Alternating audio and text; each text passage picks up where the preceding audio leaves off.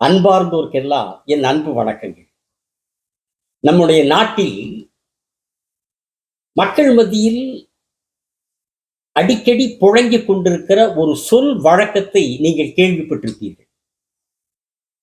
அதாவது ஒரு செயலை கடும் போராட்டத்திற்கு பின், கடும் முயற்சிக்கு பின் செய்து முடித்தால், அந்த வேலை முடிஞ்ச உடனே, அப்பா! இந்த வேலைய முடிக்கிறதுக்குள்ள பகீரத பிரயத்தனம் பண்ணிட்டேன். அப்படிங்கிற ஒரு சொல்ல கேள்விப்பட்டிருக்கலாம். அத அந்த அந்த காரியத்த அவங்க எப்படி முடிச்சாங்க தெரியுமா? பகீரத பிரயத்தனத்துக்கு அப்புறம் தான் அந்த காரியத்த முடிச்சாங்க. அப்படின்னு இந்த நாட்டுக்குள்ள அடிக்கடி ஒரு சொல் வழக்கம் இருந்து கொண்டிருக்கு. எந்த ஒரு வேலையும் ரொம்ப கஷ்டப்பட்டு முடிச்சா, அந்த வேலைய முடிக்கிறதுக்குள்ள பகீரத பிரயத்தனம் பண்ணிட்டேனப்பான்னு சொல்லுவாங்க. அந்த பகீரத பிரயத்தனம் என்கிற சொல் நம்முடைய நாட்டில் எப்படி வழக்கத்திற்கு வந்தது என்று தெரிந்து கொள்வோமா? பர்வதராஜனான ஹிமவான், அவனுடைய மனைவி மனோரமை. இந்த பர்வதராஜனான ஹிமவானுக்கும் மனைவி மனோரமைக்கும் 2 அபூர்வ லட்சணம் பொருந்திய புதல்விகள், 2 அழகான மகள்கள். ஒருத்தியினுடைய பெயர் கங்கை, இன்னொருத்தியினுடைய பெயர் உமை. கங்கையை தேவலோகத்தில் இருக்கிற தேவர்கள் எங்களுக்கு தேவலோகத்துக்கு வேண்டும் என்று வேண்டுகோள் விடுத்ததால் ஹிமவான் கங்கையை தன்னுடைய மகளை தேவலோகத்துக்கு அனுப்பிவிட்டார். உமை சிவபெருமானை திருமணம் செய்து கொள்ள வேண்டும் என்கிற ஒரே வைராக்கியத்தோடு கடும் தவம் புரிந்தாள். உமையனுடைய தவத்தை அங்கீகரித்து மன நிறைவடைந்து சிவபெருமான் உமையை தனது மனைவியாக்கி கொண்டான். இப்படி ஹிமவானுடைய மலைராஜனுடைய மகள்களான கங்கையும் உமையும் மிக புனிதமான ஒரு நிலையை அடைந்தார்கள். சரி, ராமபுரானுடைய முன்னோர் சகரன் அயோத்தி ஆண்டு கொண்டிருந்த மகாராஜன், அவனுக்கு புத்திர பேர் இல்லை, குழந்தை பேர் இல்லை. சரின்னு அவனுடைய மனைவி கேசினி, சுமதி 2 பேரையும் கூட்டிட்டு இமயமலைக்கு போய் அவன் குழந்தை வேண்டி தவம் இருக்கிறான். அவனுடைய தவத்தை பார்த்து மனமகிழ்ச்சி அடைந்த பிருகு முனிவர் அவனுக்கு குழந்தை வரம் தர்றார். அந்த காலத்துல எல்லாம் முனிவர்கள், சாமியார்கள் என்று சொல்லுகிறவர்கள் எல்லாம் காட்டிலே தான் இருப்பார்கள். காட்டிலே மிருகங்களோடு வாழ்ந்த மனிதர்கள் அந்த காலத்து முனிவர்கள், சாமியார்கள். இந்த காலத்து சாமியார்கள் நாட்டில மனிதர்களோடு வாழுகிற மிருகங்கள். அவங்க மிருகங்களோடு வாழ்ந்த மனிதர்கள், அந்த காலத்து முனிவர்கள், சாமியார்கள். இந்த காலத்து சாமியார்கள் நாட்டுல மனிதர்களோடு வாழுகிற மிருகங்கள். அப்புறம் அந்த பிருகு முனிவர் குழந்தை வரம் தர்றார். அரசனே, உன்னுடைய 2 மனைவிகளில் ஒருத்திக்கு வம்சம் வளர்க்கும் ஒரு மகன் பிறப்பான், இன்னொருத்திக்கு புகழ் பெறக்கூடிய 60,000 மகன்கள் பிறப்பார்கள்னு வரம் தர்றார். அப்புறம் அந்த ராஜாவினுடைய மனைவி கேசினி முதல் மனைவி கேட்கிறா, சுவாமி, யாருக்கு ஒரு மகன், யாருக்கு பல பல குமாரர்கள்னு கேட்கிறார். இப்ப முனிவர் சொல்றார், அந்த ஒரு மகன் வழியாக வம்சம் பெருகும். இன்னொருத்திக்கு பிறக்கிற அந்த 60,000 குழந்தைகள் புகழ் பெறுவார்கள், வரலாற்றில் புகழ் பெறுவார்கள் அப்படின்னு யாருக்கு எப்படி வேணும்னு கேட்கிறார்.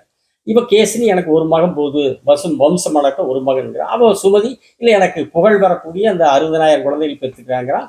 வரம் தர்றார். வரம் தந்த முனிவரை வலம் வந்து வணங்கி விட்டு அரசன் அயோத்திக்கு வருகிறான். கொஞ்ச காலம் கழித்து கேசினி ஒரு மகனை பெறுகிறாள். சுமதி ஒரு பிண்டத்தை பெறுகிறாள். அந்த பிண்டம் பொரிந்து அந்த பிண்டத்திலிருந்து 60,000 குழந்தைகள் உருவாகிறது.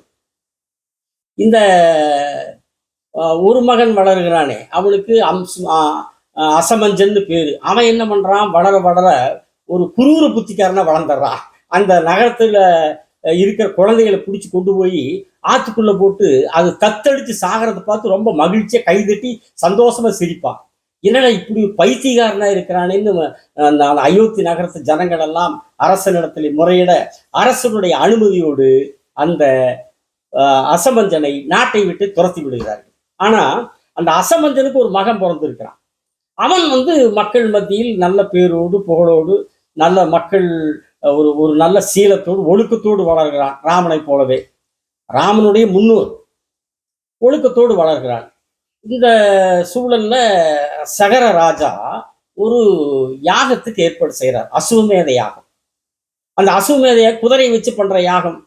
அந்த குதிரையை இவன் அம்சுமான் பாதுகாக்கிறான். பேரன், இந்த அசமஞ்சனுடைய மகன், இந்த ராஜாவுடைய பேரன், அவன் தான் அந்த குதிரையை பாதுகாத்துட்டு இருக்கிறான். ஆனால் இந்த குதிரையை இந்திரன் திருடி கொண்டு போய் விடுகிறான். ஏன்னா அசுவமேத யாகம் செய்தால் அந்த யாகத்திற்கு பிறகு தன்னுடைய பதவிக்கு போட்டி வந்து விடுமோன்னு இந்திரன் பயந்துட்டு ஏற்பாடாமா. அதனால அந்த அசுவமேத யாகத்தை செஞ்சா அந்த யாகத்தை அவனே தடுப்பால் அந்த தேவர்கள் விட்டு தடுத்துருவானாமா. இப்ப என்ன பண்றான், இந்த சகரராஜா நடத்தக்கூடிய ராமபுரனுடைய முன்னோரான சகரராஜா நடத்துற அசுவமேத யாகத்தை தடுக்கிறதுக்காக தன்னுடைய பதவிக்கு எங்க போட்டி வந்துடுமோன்னு அந்த குதிரையை திருடி கொண்டு போயிடுறான்.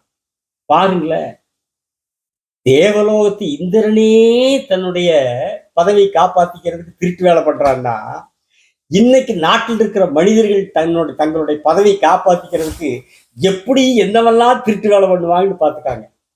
குதிரை காணவன உடனே இவன் சகரராஜா என்னடா குதிரை பிடிச்சாகணும், யாகம் கெட்டு போயிருன்ட்டு. ஏன்னா அந்த அந்த யாகத்து பாதியில நின்று குதிரை காண போன பரவாயில்ல, அது அவன் ராஜா கிட்ட லட்சக்கணக்கான குதிரை இருக்கும்.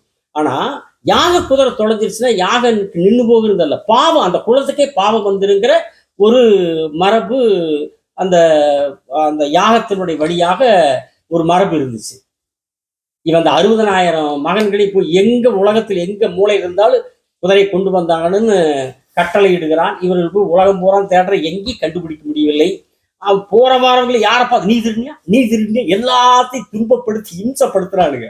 அப்புறம் ஒண்ணு கண்டுபிடிக்க முடியாமல் அரசனிடத்தில் எங்கேயும் காணவில்லை தந்தையேன்னு சொல்ல, நீ விடாத கொண்டு வந்தே அவனை பூமியை பிளந்து தோண்டி பாதாளம் போய் பாரு, அங்கேயும் கூட கொண்டு போய் வைக்கக்கூடிய வாய்ப்பு இருக்குதுன்னு சொல்லி இவன் பூமி பொழந்து தோண்டி உள்ள பாதாளம் போய் பார்த்தா அங்க குதிரை இருக்கு. அப்பா, குதிரை கிடைச்சிருச்சுன்னா குதிரை இருக்கிறது பக்கத்துல விஷ்ணு பகவான் யோகத்துல தவம் பண்ணிட்டு இருக்காரு. இவங்களுக்கு யாருன்னு தெரியல. அவரு ஒரு முனிவர் வேடத்தில் உட்கார்ந்து இருக்கிறார். கபில இருக்கிற ஒரு முனிவர் வேடத்தில் உட்கார்ந்து தவம் பண்ணிட்டு இருக்காரு. இவங்க பார்த்த உடனே, ஓ, இவன் தான் குதிரையை திருடி கொண்டு வந்திருக்கிறான், பார், திருடி கொண்டு வந்து விட்டு தவவேஷம் போட்டு அமர்ந்திருக்கிறானா. என் கோபத்துல அவர் மேல பாய, அவரு யோகத்துல தவத்தில் இருந்தவர் கண் விழிச்சு பார்த்து கோபத்தோடு அவர்களை பார்க்க, அந்த 60,000 சகரகுமாரர்களும் அந்த மகாவிஷ்ணுனுடைய கோப பார்வையில் அப்படியே பஸ்பமாயி எரிந்து சாம்பலாகி போய் விடுகிறார்கள். என்னடா போன மகன்களை காணவில்லையேன்னு அரசனுக்கு கவலை. அம்சமான பேரனை அழைத்து, உன்னுடைய சிற்றப்பன்மார்கள் போனது இன்னும் காணல, குதிரை என்னாச்சு தெரியல, அவங்க என்னாச்சு, நீ போய் பாரு, அவன் பாதாளத்தை தோண்டிட்டு பூமி தோண்டிட்டு பாதாளத்துக்கு போனாங்கன்னு சொல்லி இவர்கள் அவனுடைய சிற்றப்பன்மார்களான சகரகுமாரர்கள் தோண்டி கொண்டு போன வழியை பிடித்து கொண்டே பாதாளத்துக்கு போய் தேடுகிறான். அங்கே இங்கே தேடி பார்த்த ஒரு இடத்துல பெரிய சாம்பல் குதிரை, பக்கத்துல குதிரை. இவனுக்கு குதிரையை பார்த்து ஆச்சரியம், ஒரு வியப்பு. சாம்பலை பார்த்து ஒரே ஒரு ஒரு ஒரு அதிர்ச்சி, என்னன்னு தெரியலையே. அப்போ அந்த நேரத்துல இந்த ராஜாவுடைய 2 மனைவிகள் இருக்கிறார்கள் அல்லவா, அதுல ஒருத்தி சுமதி, 2வது பொண்டாட்டி. அவளுடைய சகோதரன் கருடன். அந்த கருட பகவான் வர்றான். கருடன் தான் அவனுடைய சுமதியினுடைய சகோதரன். கருடன் அந்த நேரத்துல எதேச்சும் அங்க வர்றான். பார்த்துட்டு இந்த ராஜாவுடைய பேரங்கிட்ட அம்சுமான் கிட்ட சொல்றான், டே முடிக்காத, உன்னுடைய சித்தப்பன்மார்கள் தான் இங்க சாம்பலா கிடக்குறாங்க, நம்ம மகாவிஷ்ணு கொடுத்த சாபத்துல இப்படி சாம்பலாய் கிடக்கிறார்கள். நீ குதிரை கிடைச்சிருச்சல, முதல்ல போய் குதிரையை வச்சு நீங்க யாகத்தை முடிங்க. ஏன்னா யாகம் நின்றுச்சுன்னா உங்க குலத்துக்கே பாவம் வந்துடும். போய் முதல்ல யாகத்தை முடிங்க. யாகத்தை முடித்து விட்டு உங்களுடைய இந்த பித்திருக்கள், உன்னுடைய சிற்றப்பன்மார்கள், சகரகுமாரர்கள் நற்கதி அடைய வேண்டுமென்றால், சொர்க்கம் செல்ல வேண்டுமென்றால், வானத்துல இருக்கிற தேவலோகத்துல இருக்கிற கங்கையை பூமிக்கு கொண்டு வந்து அந்த கங்கை நீரில் உன்னுடைய பித்திருக்களின் சாம்பலை நீ கரைத்தால்தான் அவர்களுக்கு நற்கதி கிடைக்கும், சொர்க்கம் கிடைக்கும்னு சுமதியினுடைய சகோதரன் கருட பகவான் சொல்றார். இதை கேட்டு அம்சுமான் இப்போ வேக வேகமா குதிரை கொண்டு அரசங்கிட்ட கொடுத்துட்டு நடந்த செய்திகளை சொல்கிறான். இவன் அப்படியே துன்பத்துல மூழ்கி உட்கார்ந்துடுறான். எல்லாரும் சாம்பலா போயிட்டாங்களா அப்படின்னு ஒரு வேதனை. ஆனா நம்ம குலத்துக்கு ஒரு கெட்ட பேர் வந்துடக்கூடாது, கெடுதல் வந்துடக்கூடாதுன்னு அந்த குதிரையை வச்சு முறைப்படி யாகத்தை முடிச்சிடறான். முடிச்சிட்டு சரி எப்படி கங்கை கொண்டு வர்றது, என்ன வழி, நம்முடைய புத்திரர்களுக்கு எப்படி அந்த நற்கதியை நாம உண்டாக்குறதுன்னு யோசிக்கிறான். என்னென்னவோ அவனுக்கு ஒன்றும் புரியாம மன அந்த வேதனையிலேயே அவன் இறந்து போய் விடுகிறான். சகரன் இறந்தவுடன் சகரனை தொடர்ந்து இந்த அவனுடைய பேரன் அம்சுமான் ஆட்சி ஆடுகிறான், அரசனாகிறான் அயோத்திக்கு. அம்சுமானை தொடர்ந்து அவனுக்கு ஒரு மகன் பிறகு அவன் திலீபன் அயோத்தி அரசாடுகிறான். ஆனா இவங்க எல்லாருமே ஏதோ ஒரு வகையில் அந்த கங்கையை கொண்டு வர்றதுக்கு பல முயற்சி பண்றாங்க. எதுவுமே அவர்களுக்கு ஒரு வழியே தெரியாம அது ஒரு பெரும் வேதனையா. என்னதான் அயோத்தியினுடைய அரசர்கள் புகழோடு வாழ்ந்தாலும் இப்படி ஒரு நம்முடைய மூதாதையர்களுக்கு ஒரு நற்கதி செய்ய முடியலையே, இது செய்யறதுக்கு வழி தெரியலையே என்று அந்த துயரத்திலேயே அடுத்தடுத்து மறைகிறார்கள். கடைசியா திலீபனுடைய மகன் பகீரதன் அரசு பொறுப்பு வருகிறார். இந்த பகீரத முயற்சிக்கான சொல் எப்படி வந்தது இப்போ நீங்க இப்ப நீங்க தெரிஞ்சுக்குவீங்க. பகீரதன் அரசு பொறுப்பு வந்த உடனே அவனுக்கு குழந்தை இல்லை. அவன் யோசிக்கிறான், நம்மளுக்கு குழந்தை இல்லை, குழந்தை கண்டிப்பா வேணும், நம்ம வம்சம் வளரணும், சந்ததி விருத்தி ஆகும். அதே மாதிரி நம்முடைய மூதாதையர்கள் பாதாளத்துல சாம்பலா கிடக்குறாங்க, அவங்கள கங்கை நீர்ல கரைக்கணும், கங்கை பூமி கொண்டு வரணும். ஒரே முடிவோட இமயமலைக்கு போகிறான். இமயமலை அடிவாரத்தில் நீண்ட காலம் மிக கடுமையான முறையில் தவம் செய்கிறான். அவனுடைய தவத்தை பார்த்து பிரம்மா அவனுக்கு காட்சி தருகிறார். உன்னுடைய வேண்டுதல்களை, உன்னுடைய தவம் தேவர்களுக்கு மிகவும் மனமகிழ்ச்சி தந்தது, உன்னுடைய வேண்டுதல்கள் என்ன கேள் என்று சொன்னார். அப்ப சொன்னா, பிரம்ம பெருமானே, பகவானே, என் மீது உங்களுக்கு இரக்கம் இருந்தால் எங்கள் குலம் அறுபட்டு போகாமல் இருக்க எனக்கு புத்திர பாக்கியம் தர வேண்டும், சந்ததி வளர்ச்சி தர வேண்டும். அதே மாதிரி என்னுடைய மூதாதையர்கள் பாதாளத்தில் சாபத்திற்கு இரையாகி சாம்பலாகி கிடக்கிறார்கள். அவர்கள் சாம்பலை நான் கங்கை நீரில் கரைத்து என்னுடைய மூதாதையர்களுக்கு நற்கதி உண்டாக்க வேண்டும், அவர்கள் உத்தமலோகம் அடைய செய்ய வேண்டும். அதற்காக பூமிக்கு கங்கை, அந்த தாய், கங்கை தாய் பூமியில் இறக்க வேண்டும். அதற்கு நீங்கள் எனக்கு வரம் தர வேண்டும் என்று அவருடைய காலடிகளில் விழுந்து வணங்கி கேட்டான். பிரம்மா, நீ கேட்ட வரத்தை தருகிறேன், ஆனால் உனக்கு புத்திர பாக்கியத்தையும் தருகிறேன், கங்கையும் பூமிக்கு வருவாள். ஆனால் ஒன்று, கங்கை பூமியிலே இறங்கினால் அவளுடைய வேகத்தை இந்த பூமி தாங்கிக் கொள்ள முடியாது. அந்த அந்த வேகத்தை சரியான முறையில் தாங்கி பூமிக்கு அனுப்பக்கூடிய அந்த சக்தி உமாபதி ஒருவனுக்கு தான் இருக்கிறது. நீ உமாபதியை நினைத்து, அந்த முக்கண்ணனை நினைத்து தவம் செய், அவனிடத்திலே உன்னுடைய கோரிக்கையை பெற்றுக்கொள்ளு சொல்லிட்டு பிரம்மா உடன் வந்த தேவகணங்களுடன் மறைந்து விடுகிறார். அப்புறம் இவன் விட்டுல சோறு தண்ணி இல்லாம அன்ன ஆகாரம் ஒண்ணு இல்லாம கடுமையான தவம் செய்யறான். இந்த நடத்திய தேர்ந்தாள் நம்ம கங்கை பூமி கொண்டு வந்தாங்க. சிவனுடைய மனதிற்குள் நாம் நம்முடைய வேண்டுதலை சிவன் மனதார ஏற்றுக்கொள்ளக்கூடிய அளவுக்கு நம்ம என்ன இருந்தாலும் சரி போனாலும் சரிட்டு நெடுங்காலம் தவம் பண்றான். அப்புறம் சிவன் மனம் இறங்கி பரமசிவன் அவனுக்கு தரிசனம் தந்து, உன்னுடைய வேண்டுதல்களை நான் நிறைவேற்றுகிறேன், கங்கை பூமியில இறங்குகிற போது அவளை என் தலையில் தாங்கி நான் கீழே அனுப்புகிறேன் என்று வரம் தருகிறார். வரம் தந்தவுடன் கங்கை பூமிக்கு வருகிறாள். ஆனா வர்றதுக்கு முதல்ல அவ கங்கை நினைக்கிறான், என்ன நம்ம போற அந்த வேகத்துல, அசுரத்தனமான நம்முடைய வேகத்துல சிவனையே தள்ளிடணும், பரமசிவனையே தள்ளி விட்டுட்டு நம்ம வேகமா போய் பூமிக்கு போகணும், அந்த பாதாளத்துக்கு போகணும்னு நினைக்கிறான். அப்படி ஒரு கங்கைனா அவ்வளவு பிரம்மாண்டம் அல்லவா, நம்முடைய வேகத்துல சிவனே அந்த பக்கம் விழுந்தர், நம்ம போற வேகத்தை நம்ம பாயிற பாயில சிவனே அப்படி தள்ளிட்டு விழுந்தருச்சு. அப்படியே நம்முடைய தண்ணி, நம்முடைய அந்த பாய்ச்சல்ல அவன் சிவபெருமானே கீழே விழுந்தருன்னு நினைக்கிறான். அப்புறம் இவர் சிவபெருமான் ஆணவத்தை அடக்கக்கூடியவர் அல்லவா நம்மை படைத்த ஆண்டவன். யாருக்கெல்லாம் ஆணவம் வருகிறதோ அந்த ஆணவங்களை அடக்க வேண்டிய நேரத்தில் நம்மை படைத்த அந்த இறை சக்தி அடக்கியே தீரும். கங்கை வர்றா, வந்தா சிவனுடைய அந்த தலை ஜடபுடிக்குள்ளேயே மாட்டிக்கிற, வெளியே வர முடியல. என்னவோ போராடுறா, சிவனையே தள்ளுவேன் நினைக்கிறவா அவர் முடிக்குள்ளேயே தள்ளி வெளிவர முடியல.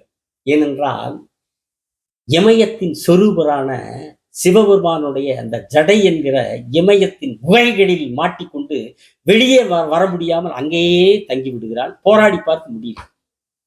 இவன் தவம் இருந்து சித்தி அடைந்தாள், வெற்றி அடைந்தாள். பகீரன் ஐயோ காணமே, கங்கை நீர் எங்க போச்சு காணமே, ஐயோ ஐயோன்னு தவிக்கிறான். உடனே மறுபடியும் போய் தவம் பண்றதுக்கு உட்காந்துட்டான். சிவபெருமான் மனசு கேட்காம இறக்கப்பட்டு மெதுவாக கங்கையை பிந்து சரசில் மெதுவாக விடுகிறார். 7 சிறு ஆறுகளாக வெளியே அனுப்புகிறாள். 3 ஆறுகள் கிழக்காகவும் 3 ஆறுகள் மேற்காகவும் செல்ல ஒரு ஆறு பகீரதனை தொடர்ந்து செல்கிறது. பகீரதன் மகிழ்ச்சி பரவசத்தில் திளைத்து துள்ளி பாய்கிறான்.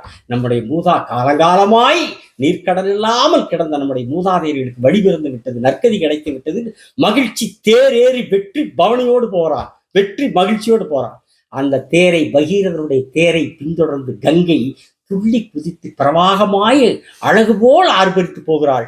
அந்த கங்கை நீரில் அந்த நீர் உயிரினங்கள், மீன்கள், மற்ற உயிரினங்கள், பறவைகள் எல்லாம் விளையாடி கொண்டு செல்ல ஒரு மின்னல் பாய்வது போல் கங்கை செல்கிறாள். இதை பார்த்த தேவலோகத்து தேவர்களும் கீழே வந்து கூடிவிட்டார்கள். கங்கையினும் செல்லுகிற அந்த ஆர்ப்பரிப்பு அழகை பார்க்க தேவர்களும் வந்து கூடிட்டாங்க.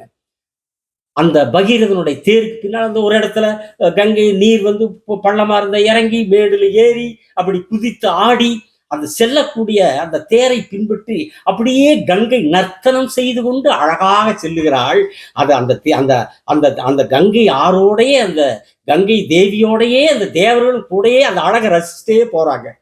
போகும்போது அந்த கங்கை என்ன பண்ணிடுறா, ஜங்கு ரிஷின்னு ஒரு முனிவர் வந்து யாகம் செஞ்சுட்டு இருக்கிறார். யாக வேள்வி யாகசாலையை அமைச்சு பேசாம போகாம அந்த யாக சாலையை அதை களைச்சு விட்டுட்டு போயிடுறான். இவருக்கு கோபம், பயங்கர கோபம் வந்து கங்கை போறப்ப பேசாம போகாம யாகத்தை கலைத்து விட்டு செல்கிறாளேன்னு கோபம் வந்து அப்படியே கங்கை கையில எடுத்து அப்படி உறிஞ்சி ஆசமனம் செய்து விடுகிறாள். ஒரு சொட்டும் கூட தண்ணி எல்லாம் கங்கை முழுமையாக முனிவருக்குள்ளேயே உள்ள போயிடுறான். ஒரு சொட்டு தண்ணி கூட அப்படியே ஆசமனம் செஞ்சிடறான். இவன் பகிர்ந்து ஐயோ காணமே, ஐயோ என்னாச்சு, ஐயோ துடிக்கிறான் இவன். அப்புறம் தேவர்கள் கூட வந்துட்டு இருந்தாங்கல்லவா, அவங்க அந்த முனிவர்கிட்ட பணிவா, சுவாமி இந்த கங்கையுடைய தவறை பொறுத்து மன்னிச்சுக்காங்க, பாவம் பகீரதன் அவனுடைய தவத்தை பயனடைய செய்ய வேண்டும், பாவம் அவனுடைய மூதாதையர்களுடைய அந்த நீர்க்கடனை அவன் நிறைவேற்ற வேண்டும், மனமரங்குங்கள் என்று முனிவர் எடுத்து. ஏன்னா தவம் செய்கிற முனிவர்களுக்கு தேவர்களே பணிவாத்தான் பேசுவாங்க.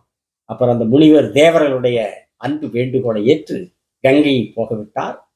அதற்கு பிறகு கங்கை எந்த தடையும் இல்லாமல் அப்படியே பாய்ந்து போனால் சகரம் போய் சேர்ந்தாள். அங்கே சாகரம் போய் சேர்ந்தாள். அங்கே சாகரம் போய் பாதாளத்திற்குள்ளே நுழைந்தாள். பாதாளத்திற்குள்ளே போய் அந்த சகர குமாரர்களுடைய சாம்பலுக்கு பக்கத்திலே போய் சேர்ந்தாள். சகரனுடைய பேரன் அம்சுமான் தன்னுடைய மூதாதருடைய சாம்பலை கங்கையிலே கரைத்து அவர்களுக்கு நற்கதியை, உத்தம லோகத்தை, சொர்க்கலோகத்தை அடைய செய்தான். மகிழ்ச்சியாக நிறைவாக இருந்தான். கங்கையும் மகிழ்ந்தாள், அவனும் மகிழ்ந்தான். இப்படி கடும் போராட்டத்திற்கு பிறகு, கடும் முயற்சிக்கு பிறகு தன்னை முழுமையாக வருத்தி கடவுளுடைய அருளால் கங்கையை பூமிக்கு பகீரதன் கொண்டு வந்ததாலேதான் பகீரத முயற்சி என்று பெயர் வந்தது. எந்த ஒரு செயலையும் செய்வதற்கு போராட்டத்திற்கு பின் அந்த செயலை செய்து முடித்தால் பகீரத முயற்சிக்கு பிறகு செய்தோம் என்று சொல்ற சொல்வழக்கம் வந்தது. இந்த கதை நமக்கு உணர்த்துவது என்னவென்றால், எந்த ஒரு செயலிலும் தளராத முயற்சியோடு நாம் போராடினால் அந்த முயற்சி வெற்றியடைய கடவுள் துணை நிற்பான், அந்த முயற்சி வெற்றியடையும் என்று கூறி அடுத்த காணொளியில் உங்களை சந்திக்கிறேன். மறவாமல் சப்ஸ்கிரைப் செய்யுங்கள், பெல் பட்டனை அழுத்துங்கள். வணக்கம், நன்றி, விடைபெறுகிறேன்.